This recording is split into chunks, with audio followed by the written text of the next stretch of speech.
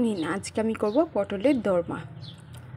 তা পটলগুলোকে ছোটো ছোটো পটল নিয়েছি, পটলগুলোকে ভালো করে কেটে নিয়েছি, কিন্তু পুরোটা ছোকলা ছাড়াবো না। এবার কেটে পটলগুলো মাঝখানে ওরকম হালকা হালকা করে চিড়ে নেব, নিয়ে নুন হলুদ মাখিয়ে নেব ভালো করে। নিন, আমি নুন হলুদ মাখিয়ে নিচ্ছি। এবার এই মশলাটা রেডি করে নেব। নিন, এখানে আমি আদা জিরে পেস্ট নিয়ে নিয়েছি, তার উপরে একটু লঙ্কা গুঁড়ো, জিরে গুঁড়ো, ধনে গুঁড়ো, ভালো করে এগুলো মিশিয়ে নেব। নিয়ে পটলটাকে ভালো করে ভেজে নেব। বাটিটা বড় হয়ে গেছিলো, তাই একটু ছোটো বাটিতে নিয়ে নিয়েছি। পেঁয়াজগুলোকেও কেটে রেখে দিয়েছি। একটু পেঁয়াজ দিয়ে করবো, রসুন টসুন দেবো না, শুধু পেঁয়াজ দিয়ে করবো। পটলগুলো ভাজা হয়ে গেছে। এবার আমি পটলের তেলের মধ্যেই, আপনারা চাইলে পটলের তেলটা পাল্টেও নিতে পারেন। এবার আমি ওই তেলের মধ্যেই করছি।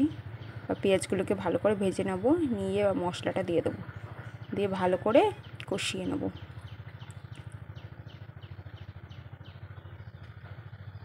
ভালো করে কষিয়ে নেব যাতে মশলার গন্ধটা চলে যায়।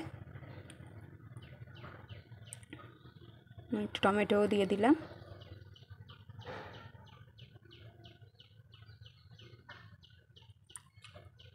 এরকমভাবে একদিন করে দেখবেন বাড়িতে, খেতে কিন্তু ভালো লাগে খেতে।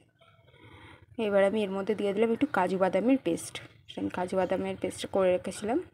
এবার দিয়ে পটলগুলোকে আমি দিয়ে দিলাম। এবার দুটো কাঁচা লঙ্কাও দিয়ে দিলাম। এর উপর দিয়ে নুন দিয়ে দেবো, পরিমাণ মতোই নুন দিয়ে দেবো, একটু চিনি দিয়ে এবার ভালো মতো নাড়িয়ে নিয়ে হয়ে গেছে, রেডি হয়ে গেছে। এবার আমি এটাকে নামিয়ে নেব। পটল উপর দিয়ে একটু সর্ষের তেল দিয়ে দেবো, কাঁচা সর্ষের তেল, খেতে ভালো লাগবে। ঠিক আছে, আজকের মতো টাটা।